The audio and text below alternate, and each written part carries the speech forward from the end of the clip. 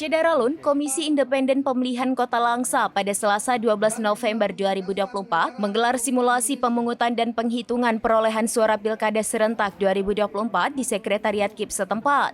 Simulasi pemungutan dan penghitungan perolehan suara serta penggunaan aplikasi Sirekap Pilkada di TPS pada pemilihan 2024 dihadiri seluruh komisioner KIP dan Forkopimda.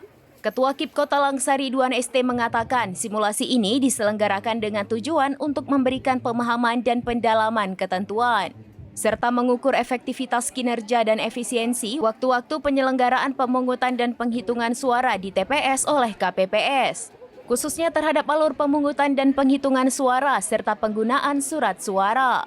Lalu penggunaan formulir dan tata cara pengisian dalam proses pemungutan dan penghitungan suara. Penggunaan sampul dan logistik lainnya dalam proses pemungutan dan penghitungan suara serta penggunaan Sirekap Pilkada. Sementara untuk panitia simulasi ini dilaksanakan oleh petugas PPK dari Sekretariat KIP Kota Langsa. Simulasi pemungutan dan penghitungan perolehan suara ini melibatkan 250 orang petugas. Sementara jumlah pemilih yang ditetapkan KIP Kota Langsa sebanyak 128.861 pemilih.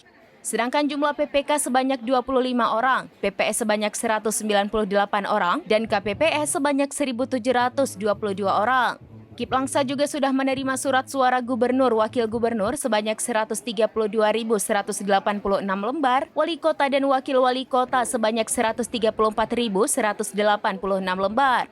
Namun setelah penyortiran dilakukan, terjadi kekurangan surat suara 3.558 untuk gubernur dan wakil gubernur Aceh.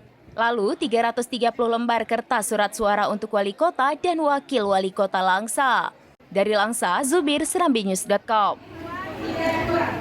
Download Tribun X sekarang, menghadirkan lokal menjadi Indonesia.